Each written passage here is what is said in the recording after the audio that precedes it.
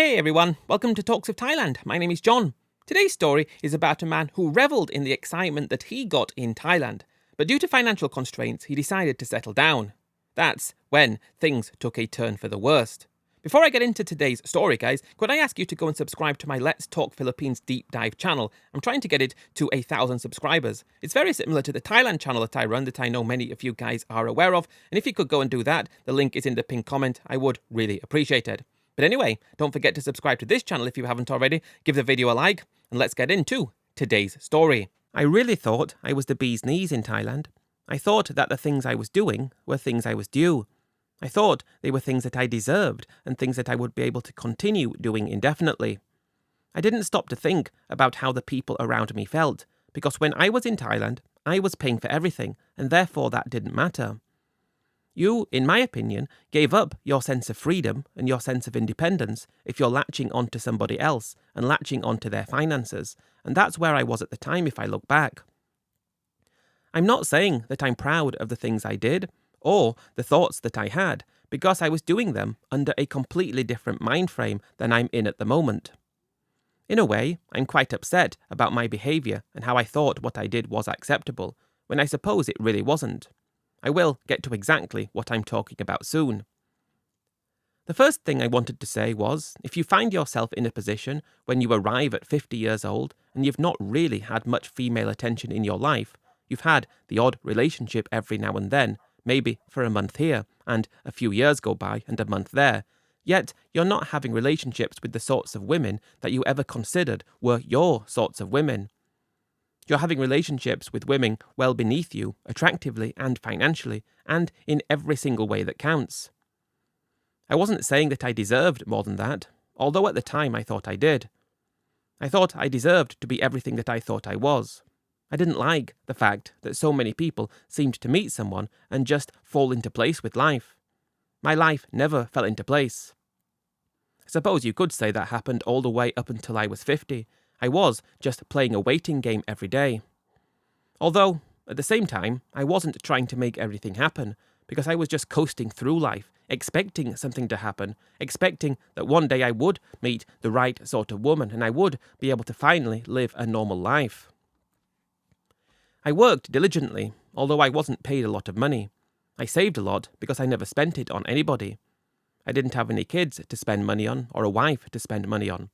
How I should have looked at that is that giving me a sense of freedom to be able to do the things I was able to do, because I went on holiday alone quite often. I toured around the world. I went to South America more times than I could remember. That was my place to go. I went to Chile a number of times. I went to Argentina, I went to Colombia, I went to Brazil, and all the countries that I wanted to go to, and I was still able to save money at the same time, and get to the point at 50 where I had a couple of $100,000 saved up, yet a feeling of emptiness that I wasn't sure what I was able to do with my life from there, because it was like I was missing one particular thing. I was missing being with someone.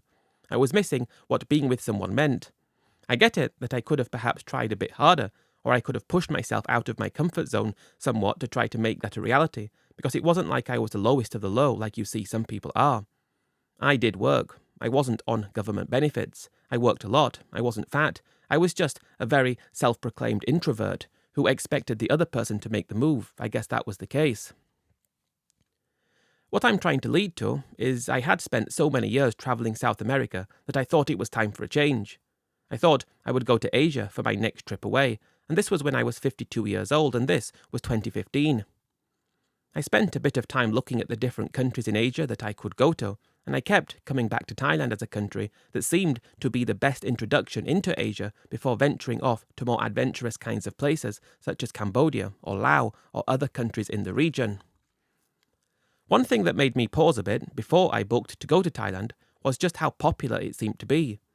I always preferred the less popular destinations.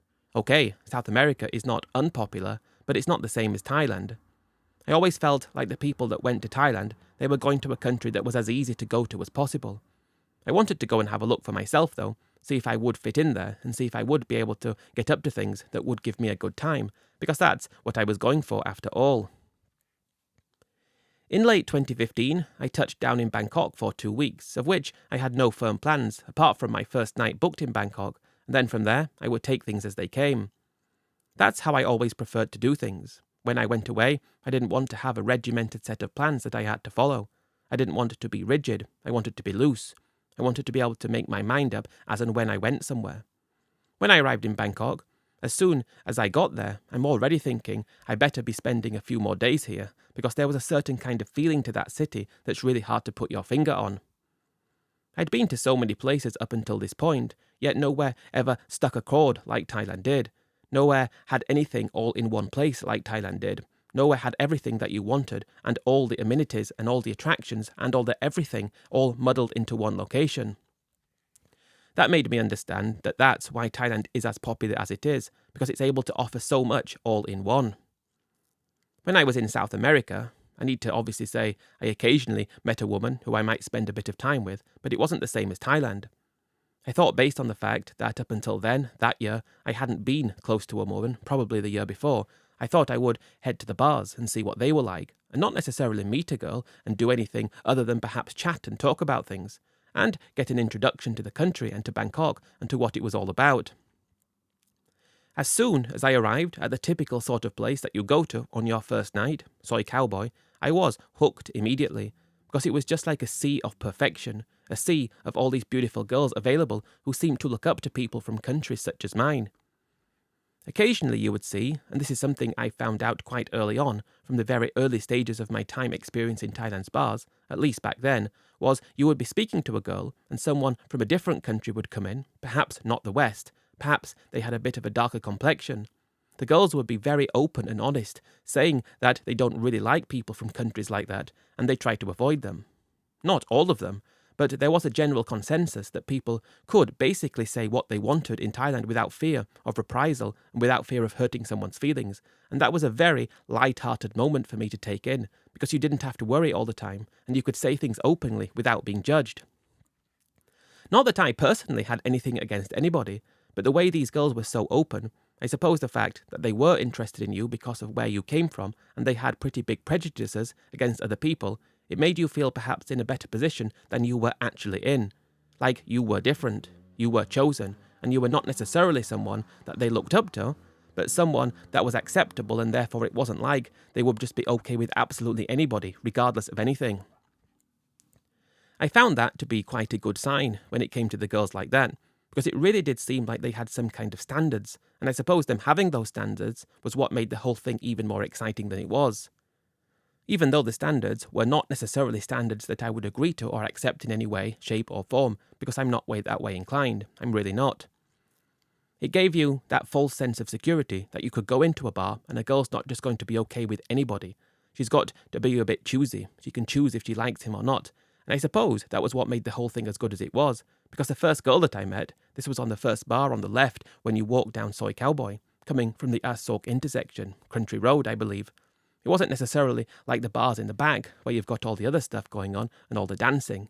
It was more chill. There were a couple of girls in there, and I'm speaking to one girl, and all of a sudden, I feel like the sort of guy who is able to be with a girl and talk to a girl with confidence, and listening to the things she says about things, her turning her nose up at certain things, and I don't know what it was, I was just hooked immediately.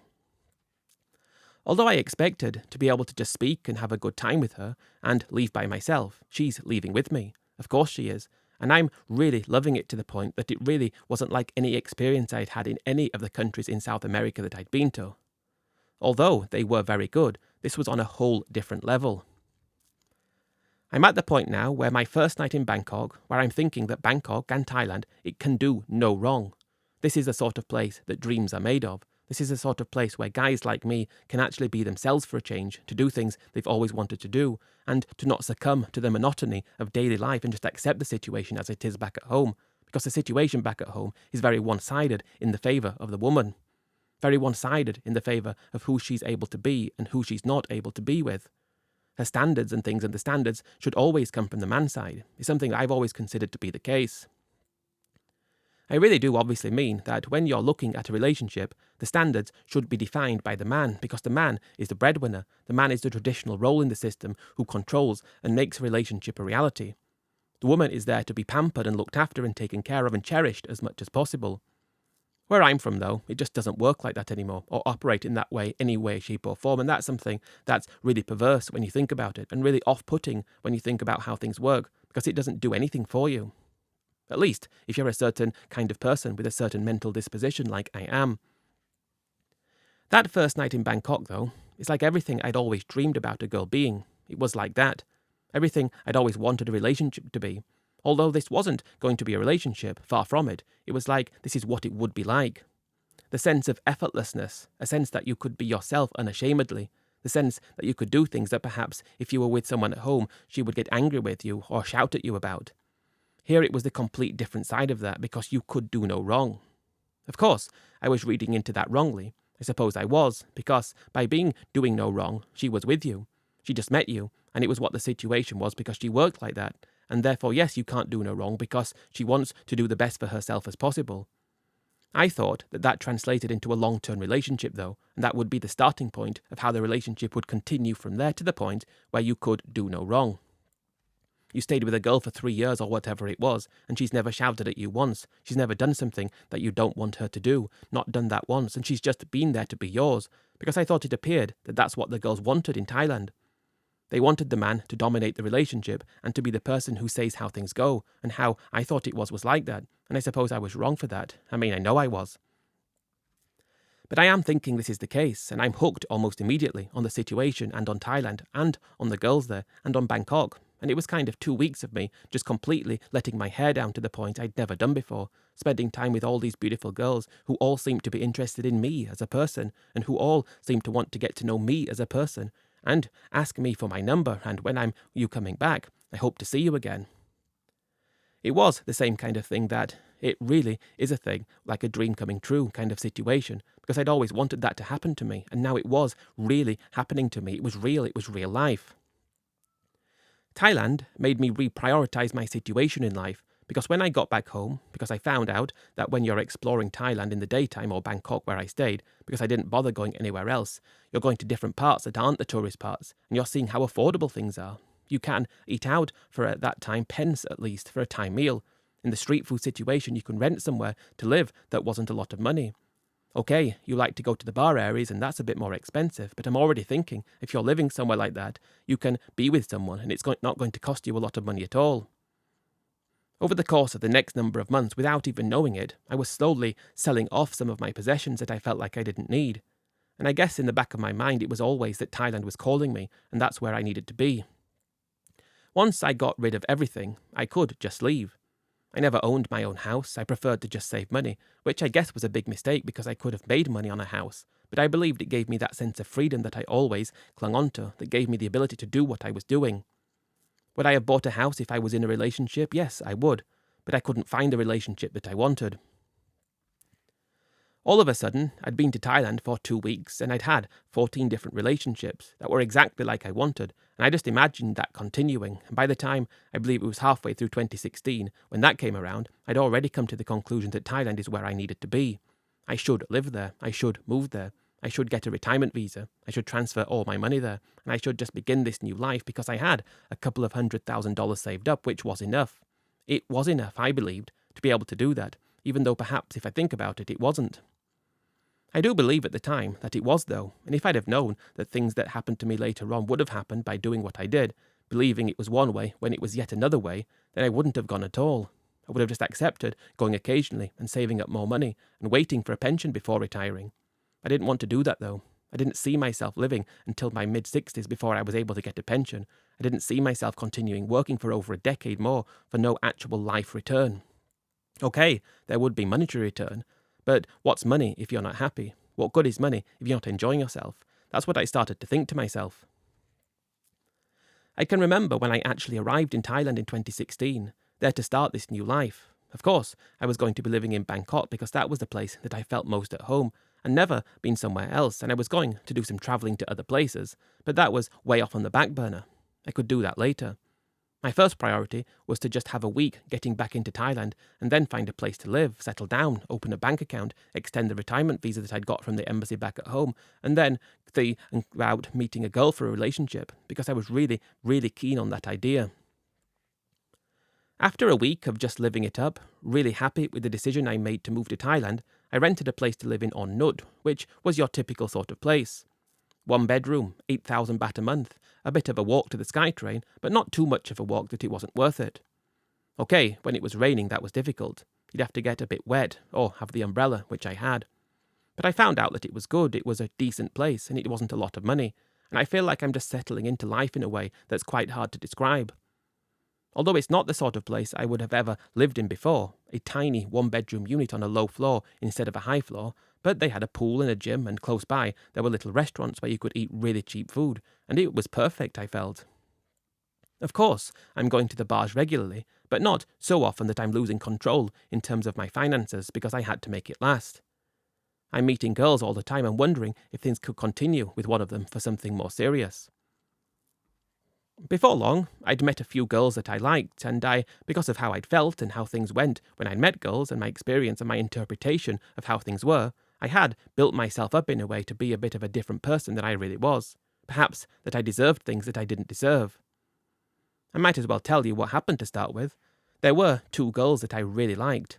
I hadn't bothered going back to the bars to meet other girls, and if I wanted to see these girls, I would send them a message, and they'd come around, and it was quite a fantastic thing.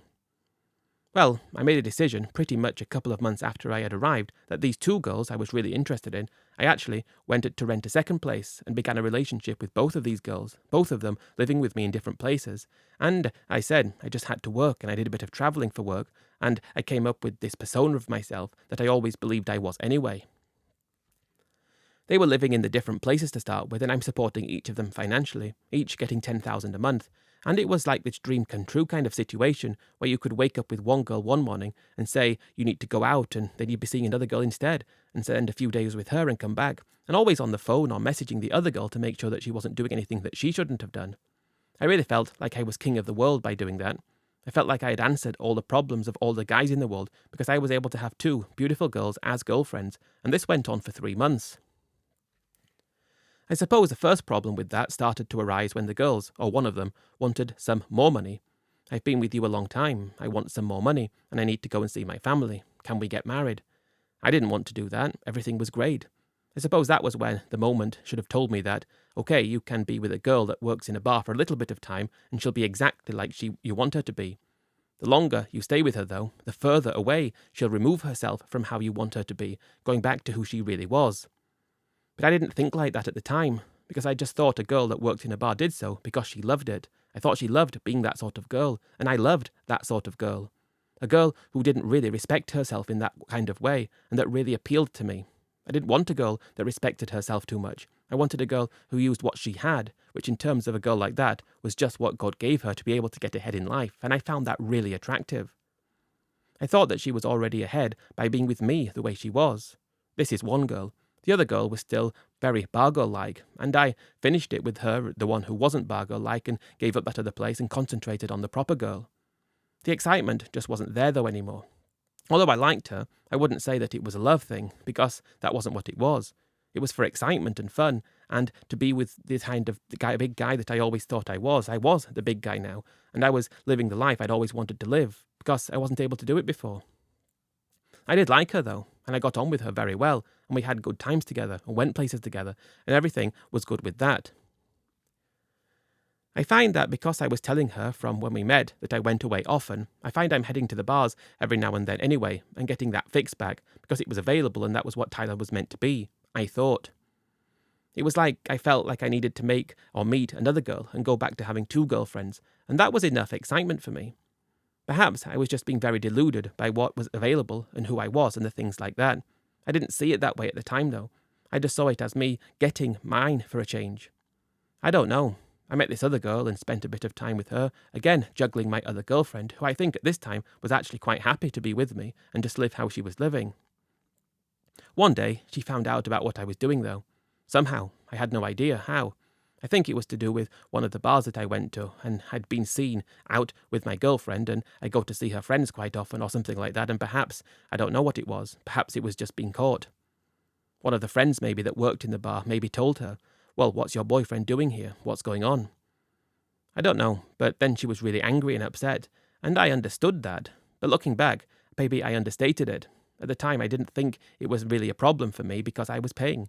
It was like it doesn't really matter, and I told her, I'll be with you and you can be my girlfriend and everything's fine, don't worry about it. But she was upset, and I suppose that was the end of that because it really ruined the illusion of who I thought she was. Although I wasn't heartbroken or devastated by it, it was like it was meant to be my choice if we weren't together anymore. It wasn't meant to be her choice, it was my choice. She didn't see it that way though, and I suppose I saw it that way and she didn't. It was because of that I went and broke it off with her, took a step back and thought, you've had your fun, you've had some excitement, now it's time to be a bit more serious and a bit more respectful. I didn't think the word respectful at the time though. I didn't think I was being disrespectful. I felt I was just being the typical sort of guy in Thailand who was be able to get what he deserved, to be able to get what was his, and I was happy to get what was mine. I believe that the girls who we were with, they wanted to give you themselves to you in every way possible. Now I'm thinking that it's probably a better idea to just stick to one girl and take it as it comes and see how things go from there. I'd spent quite a lot of money at this point, and it wasn't giving me any cause for concern. Must be about 53 years old now and still had a couple of $100,000. I arrived with $280,000, so that's how much I arrived with, and I still had the vast majority of it left. I wasn't concerned financially because you have money like that and you transfer it into Thailand and you can see that you're approaching 9 million baht and you're spending what you're spending, but it feels like it's going to last forever. I believe this is really one of the things that has stuck out for me because when you're in Thailand and even till today, the exchange rates and the currency in Thailand gives you a false sense of security. When you have millions and you're only spending a couple of thousand, it feels like it's going to last forever. Million always sounded like a lot of money. If you're a millionaire in my country, you're loaded. You never need to work again. $1 million, never need to work again. I've got 9 million Thai baht, though, and you go out and you spend 2,000, it's like you're not spending a lot at all, and you're spending a fraction of that, and it's millions that you've got. You don't stop to think it's not really worth as much as $1 million in your own country because you've got this false sense of security that it gives you. And I think that's probably the real big case. While I was looking for a girl, I spent about a year. First time I left Bangkok, probably a month after this, and during that year went to Pattaya and just living it up and meeting girls and justifying the different qualify them than they would be with their in Bangkok. It was something very different, and I think some of the girls in Pattaya were more suitable, maybe, but some weren't. For me, I was thinking, would this girl be a good girlfriend or would that? Would she be or should not be? And the longer this is going on, the less attention I'm paying to the fact that I'm just living it up and enjoying myself. And that's when I lost a bit of control and started spending too much money. I mean, even more so than before. For example, you might meet a girl in Pattaya and you want to take her to the beach in Phuket. So you get a taxi up to Bangkok. You fly both of us to Phuket and you get a nice room. And then you start spending tens of thousands. And that adds up quickly. Before long, I'd probably blown through about 30% of everything I arrived with, not after being there for very long. Again, I'm taking another bit of time to myself to say, you were meant to meet someone, not to go wild. I'm having too much of a good time though. I did tell myself, it's a now or never. If you don't do this and you continue living like this, you're going to be in a bad position and you can't get away with it. I'd been to Phuket a few times with a few different girls at this point. I had never met a girl in Phuket because I'd always taken a girl with me. But I decided I'd actually head down to Phuket, get myself out of the main nightlife side of Thailand in Bangkok and Pattaya. While they had nightlife in Phuket, of course they did, it wasn't as much as the other places, and you could, take a load off, if you will, and get to the point where, okay, you can still go out regularly, but you don't have as much choice, and you can settle down a bit and get yourself into a position where you're able to be sensible, meet someone long-term, and fulfill that goal. I went to Phuket start of 2017 or thereabouts, and I'm very happy with the place that I found to rent. 10,000 baht a month. I'd moved there permanently. Okay, I'd blown through a lot of money, but who cares? I'm okay now. I did take a step back from going out regularly. I'm really taking in the island vibes, although you couldn't really tell it was an island because it was that big. I bought myself a motorcycle, or it wasn't much of a motorcycle. It was just a little push and go, one of those scooters, and I'd never ridden before, but I learned to ride it the proper way. I always drove with a helmet on, always made sure I did that. I was safe, and I didn't drive drunk. I wasn't going to be doing anything stupid, but I bought that just to tour around the island and go and see more local places, and that got me out of the bar scene and out of the nightlife scene. I am missing the company of a girl at night time, though. That's what I'm missing more than anything. And I thought to myself, you need to meet someone. That's something that's going to make your life complete in a way that it wasn't yet complete. Now, you can't go wild, and you can't meet different girls all the time because it's unaffordable, and it's very unsustainable. But two, you can't live by yourself because it's not fun, and there's no enjoyment there whatsoever. So you could live by yourself and go to the bars occasionally, but what about the times when you're not in the bars, when you're not with a girl? That would be more times than not, and that wasn't good enough for me. I needed a daily thing. I started trickling into the bars every now and then and seeing girls, and nothing was happening. That wasn't good enough. I decided to join a dating site, which is something I'd never done before. I'd always preferred meeting people in person and doing it that way, the old school way. I joined this dating site, and you probably know which one it is, and I don't want to name it. Let's just say it's the name of the country without land on and the end of it, and about people being kind of with each other. I'll leave it at that.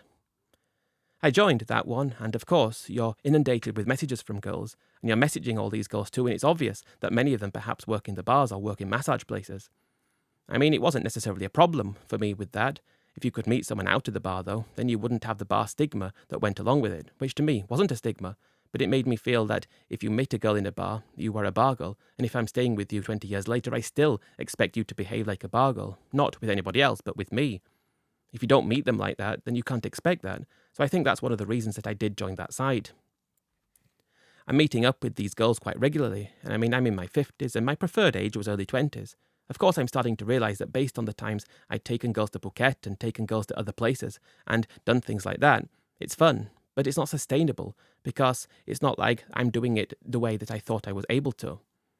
I'm getting to a stage now where I don't really want to do anything apart from just relax and take it easy, take in life and be a bit more careful.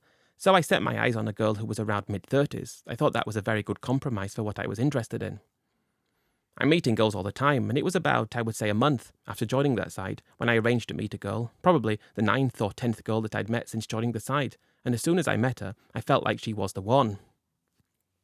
She was 38 years old, so in the upper end of the mid-30s range that I was going for. She just seemed to be very elegant, though. She seemed to not be in the same world as the other girls I'd spent time with, and not that that was a good or bad thing, but I was attracted to the fact that I'd never seen anyone like her before, and never experienced what life was like with a girl like that before. It was because of that it kind of went from a date with nothing happening afterwards, although I took that as a bit of a deal breaker because I didn't like girls doing that. Like I said, not respect themselves, I preferred that as much as they should have done. But I took it as her being a bit more conservative, and if that's going to be the case, that's fine. And we arranged to meet up the following day and the following day, and then things start to get more serious, and I'm finding out lots of information about her. She'd been living and working in Phuket, she said, for about 9 years, up from when she got separated from her partner up in the village, and she needed to go there so she could support her child. She chose Phuket because she had friends in the village who were working in Phuket. When I asked her what she did for work, she said she was always doing this and that, very guarded with what she said. And I believe that, when she met me, she was dressed up and she changed herself in a way that wasn't true, because I believe that most likely she either worked in a massage place or in a bar or something like that. She was trying to say, though, that she didn't do that. She just said she worked in a hotel. Is that what she said? I believe it was. But she wouldn't say which hotel, because she's seen guys and she didn't want that to be a problem if I ever went there or something like that. I don't know what it was. Whether it was that or not, whether it was a hotel, whether it was something else, who really knows? But again, that doesn't really matter right now. I'm just finding that although it's not anything that I'm smitten by or anything like that, it's to the point where I think things could progress with her in a way, and I found myself finally thinking I found one girl that I'm good to settle down with. 38 years old, not that much younger than me, approaching 40. Surely she's not going to be the sort of girl who wants excitement all the time and who is going to scam me out of money because the age gap's not too big and we're from different generations, so it's not like that. What we're going to do and what we can appeal with about is like, surely she doesn't want to do that and she's going to settle and she's going to accept what she's got and not expect more than she needs. Before long, she's moved in with me, the first girl that I'd lived with since those 2 girls that I'd lived with back in Bangkok. And I'm finding that either she's, and this is probably what I would say, and it's quite umming and ahhing about trying to work out how it went, but either she was perfect in every single way and did things the exact way I would want them to be done every single time without fail, or she read me like a book and behaved in a way that she knew would get the most out of me. It's most obviously the latter, isn't it? At the time, you didn't think that's the case though, because when you find her doing things that you expect a girl to do, just a girl has never done before, when you find her doing things that you want a girl to do, when you ask her to do them, she looks a bit angry and says, no, that's what usually happens. And she's saying, I'm not doing something like that. And she's doing things like this automatically though, that's what I'm trying to say. She's doing what other girls wouldn't want to do, even though you asked them, but I'm not even having to ask her, and she's doing them without asking. I just can't work out how she can just seem to be this picture-perfect girl who is the most attentive, the most attractive. She was very attractive, even though she was late 30s. She was petite, she wasn't overweight, just everything that I look for in a girl, that's what she was, and that she just behaved in a way that so lined up to what I needed in a relationship. I needed constant excitement, constant variety, constantly being shocked about how crazy and how absurd things that she'd like doing, and I'm just loving every single second of it, to the point where it was her who said to me, "I feel like I love you." And I didn't say I loved her yet, and I didn't even at this time, even though she said that to me, but she said I made her so happy. I think we'd been together for about a month, and she said she's always dreamt of meeting someone like me, and the problem is, I dreamt of meeting someone like her. I mean, I really did. This was perfect. I'd probably dreamt to like that, like exactly her. I mean, her, probably a bit younger, would have been the real dream, but this was amazing. I'd never felt this way before. I'm not saying that you meet a girl and you have a bad time and things don't go right. It's always been fun. With her, though, it was like she could read my mind, and I just took that as being we were on the same page. We were two peas in a pod, and we were both made for each other in the way that this was meant to be. Again, she was probably reading me like a book and getting to a point where she would be able to get me to do anything, because I thought not doing that would scare me into being able to not live the way I was living with her. I think that's the case, but I didn't see it though. After a month, she starts talking about how she really felt proud of how she'd met me, and how she feels comfortable with me, and how she's able to make me happy, and we're both able to make each other happy. And she actually said that she's always dreamt of getting married. She'd never been married. Her old partner was with her not very long, the Thai one this was, who she had a child with, and she started talking about getting married. And that was the furthest thing from my mind at that point. Marriage was not something I considered, although when she said it straight away, I didn't jump all over it and say, yes, I'd love to get married. I said I'd think about it, and she doesn't bring it up again for a while. Over the next couple of weeks, up to a month, there is not one single instance of anything that she did that made me feel upset or angry. If anything, each day has been slightly elevated above the day before. Each morning is being elevated above the morning before, and each night, and each day, and each everything. Every time we go somewhere, she will just do these little things that I'd already expected a girl to do, just had never done before, and she was doing them without me asking, and I don't know how to describe what it was like, because I'm not sure what you can and cannot use when it comes to putting this video out, when you make the video out of this. The things that she would do would be things that you'd ask a girl to do that you'd been with before, and she'd get angry with you. Don't be stupid, I'm not doing that. But she wouldn't do anything that I didn't want her to do. She did everything that I did, and I wasn't asking. For example, sometimes she would go outside without putting underwear on, and I just expected a girl to do that anyway. And it's like we're sitting somewhere and she's just doing all this stuff like a girl should do.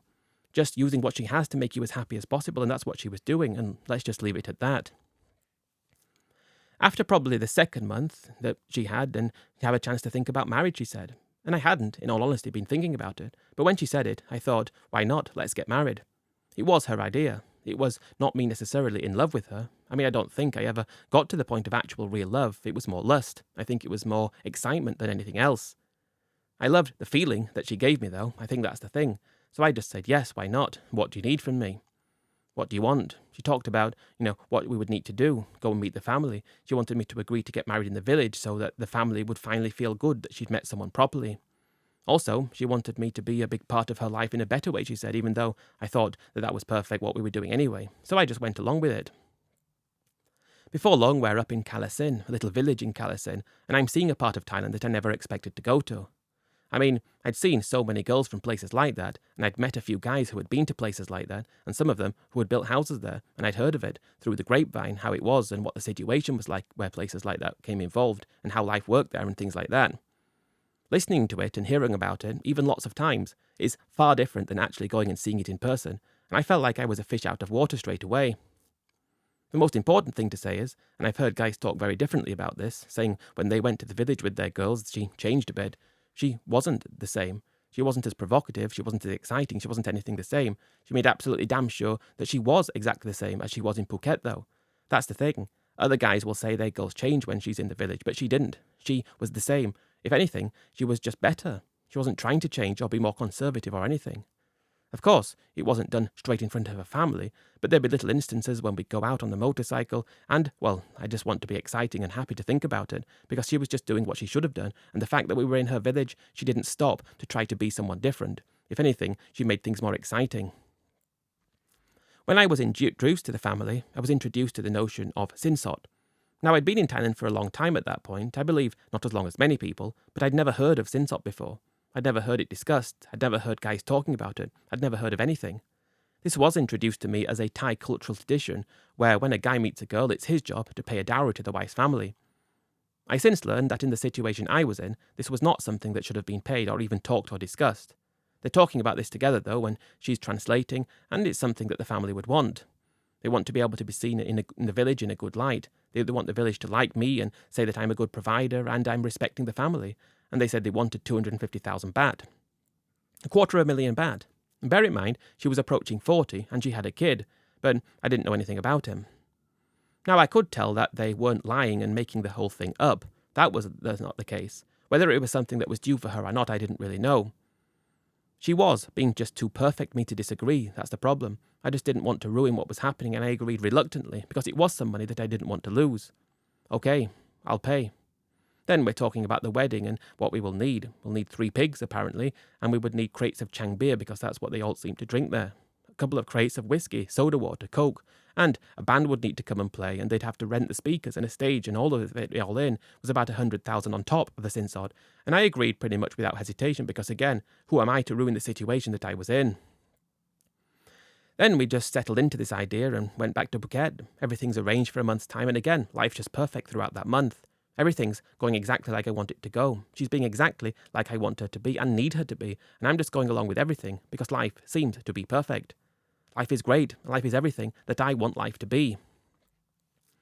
We went back up to do the ceremony, and it was quite interesting, really, because it was so alien to anything I was used to, but she was happy, and the village seemed happy too. All these old guys getting drunk. One thing I found quite strange was we had this stage where a band would come to play, and they had girls dancing on stage like local girls, and they were not like bar girls, but they looked pretty much like that, although a different complexion. One thing I found weird is the girls that looked like a particular way went to the bath and another way didn't. I mean, I'm not really sure what the whole situation was. But they're on stage and these old guys are dipping 20 baht notes into their shorts, and it was quite funny, really. These 60, 70-year-old guys just dancing around completely annihilated on lao cow and whiskey and other beer and, cheering glasses with you, and you're getting drunk as well, and everything is going on. And it's a wild experience, and it's fun too. I'm not going to say it wasn't because there's no point lying. She's very happy about it. She seems to be really comfortable in the fact that she's finally married to someone because she'd never been married before, and she's finally ticked that off the list, and she was happy with that. We spent a couple of days in the village after that, just getting over the party because I was so drunk after it.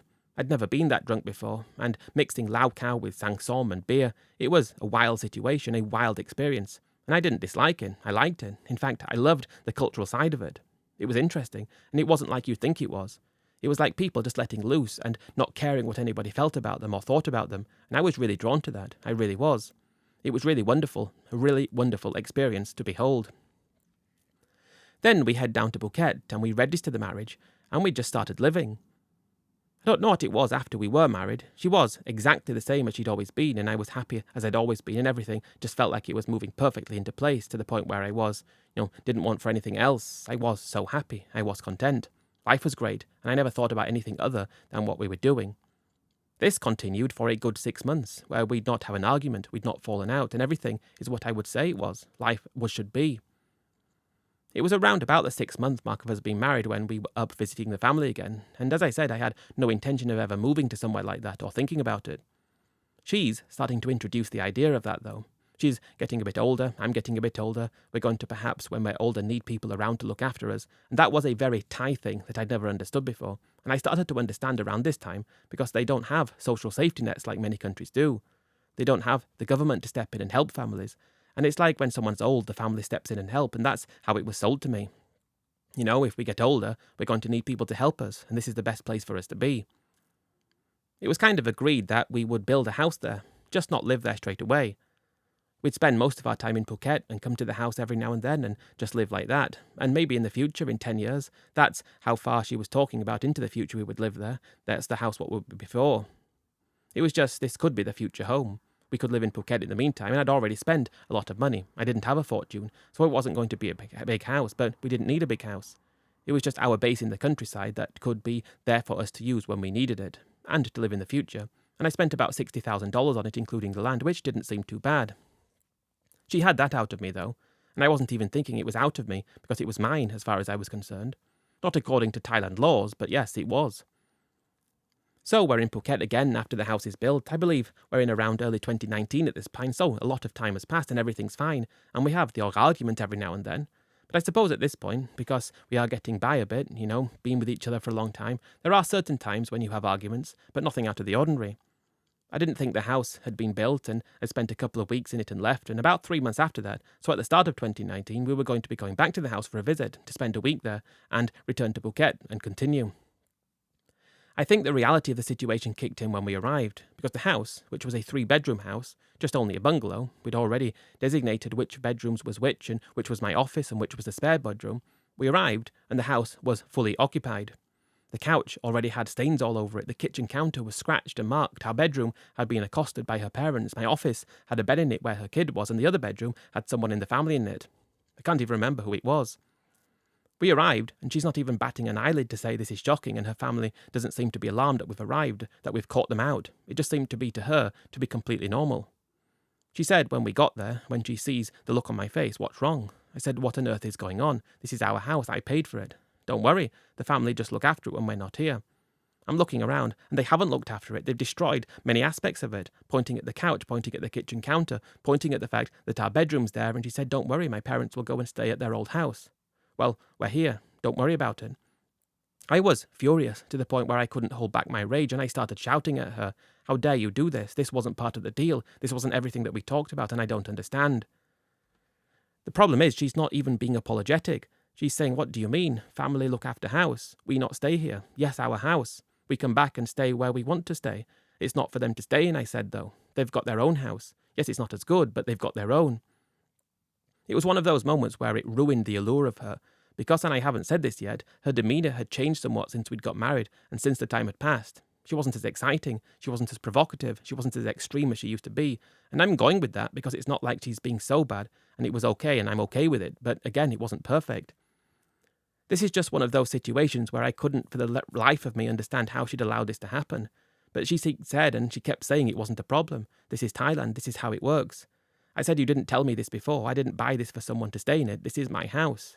"Our house," she said. "Yes, our house. Why are people in it?" It was, a shouting match between us. We'd never fallen out to that extent before, hardly ever before. And the problem was to her that this was really in front of her parents, and her parents looked really alarmed and shocked.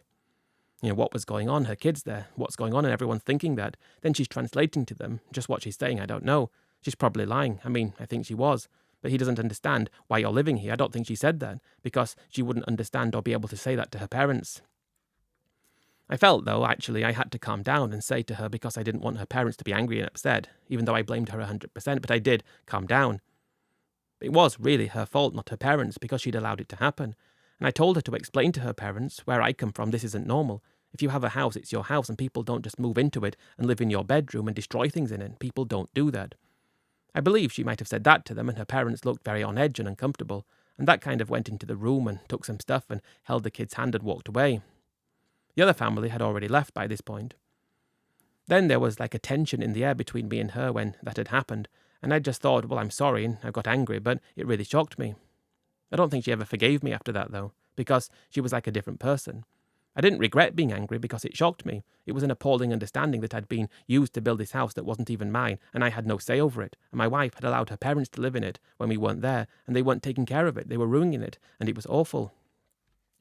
I'd spent money on a sofa. I went to choose it out myself, and it had stains all over it, and it couldn't be cleaned.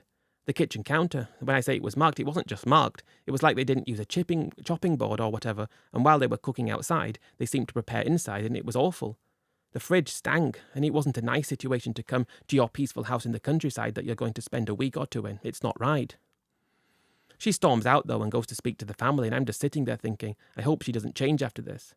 Of course, I suppose I knew that was going to happen. She comes back later, and it's not like she's not behaving herself. It's just like she wasn't before, at all, not at all like before, and I could feel it. I could feel the tension between us. I could feel her demeanour shift and change, and it was awful. By the time those 2 weeks had finished, the mood had lightened slightly. I'd been to see the family a few times, just they were a lot more wary around me then, a lot more, I don't know what's wrong with this guy, but I thought that was wrong with them. As far as concerned, I was right because I paid for it, and I wasn't informed that this was going to happen. We go back to Phuket, and we're just getting on with life. Unfortunately, I'm finding that she's not behaving herself properly, though.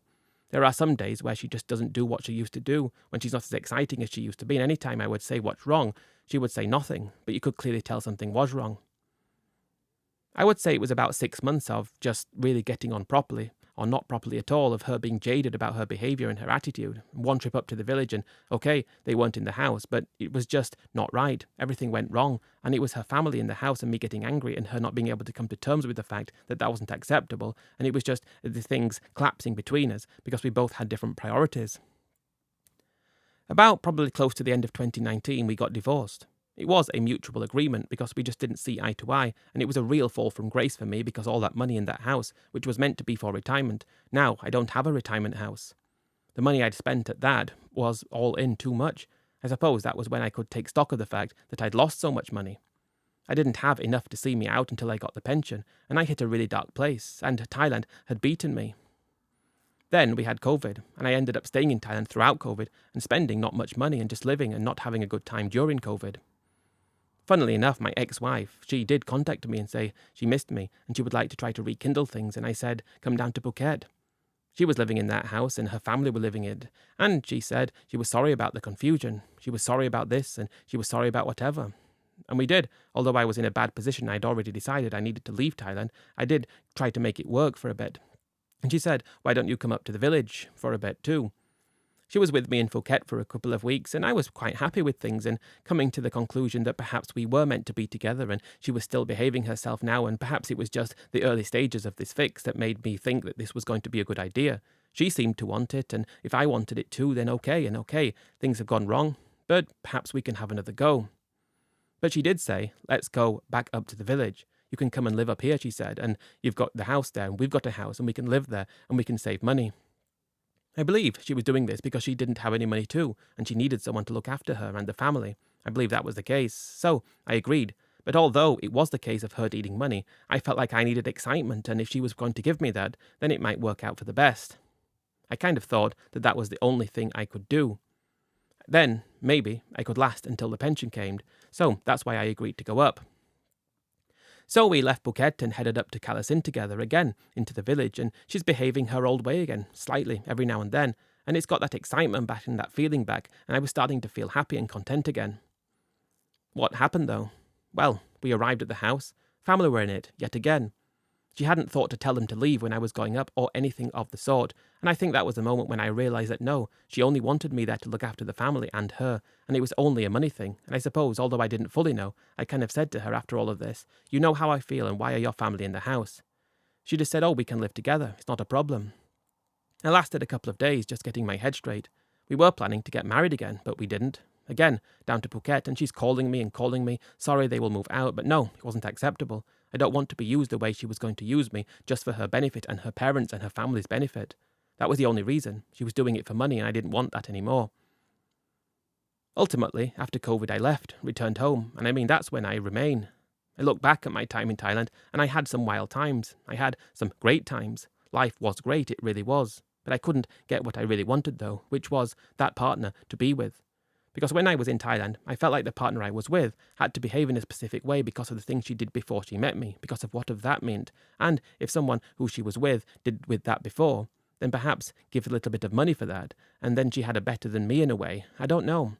I always worried that somebody who met her before had her in a better way than me, which meant that I continued to need her to perform brilliantly every single day to make it a reality for me, that I didn't have to concern myself about that. Did I have her in the best way possible all the time? No. But I think I needed to. And the family thing, that was awful, and the mentality of the way that they did things there was so alien to me that I couldn't accept it. Although I was prepared to have another go, but would I be there now if we arrived at the house and the family wasn't there? That's a big thing, I don't know. There's a big chance I would.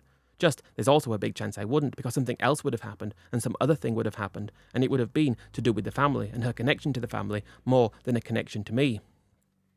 That's the most important thing, where I want to leave it. I didn't realise that she would put her family first all the time. I thought that at least I would come slightly first and her family would come after, but it doesn't work like that. The family came first, and it was that ruined the illusion for me and ruined what it was and ruined my feelings and how everything was. I found myself in the position where I am today, not that much money, not with anybody, missing the excitement of Thailand and missing the girls and how things work there, yet not missing the attitude and the things that they expect and the cultural side of things. Because although I appealed to the cultural side of things to start with, because it was fun and entertaining, for example, when we got married in the village, it was really fun to do and witness. But when it came to things that affected me negatively, that was where I had to draw the line, and unfortunately, I'm in a bad position today because of it. That's what happened to me in Thailand. Made me a different man, changed me, made me excited and happy, but also destroyed me. And I'm destroyed even today. Will I go back to Thailand again? The only honest answer I can say to that is yes. Thanks for tuning in to today's story, guys. I do appreciate it. Once again, if you could go and subscribe to my Let's Talk Philippines deep dive channel to get it to 1,000 subscribers, I would really appreciate it. Catch you guys in the next story. Cheers and bye for now.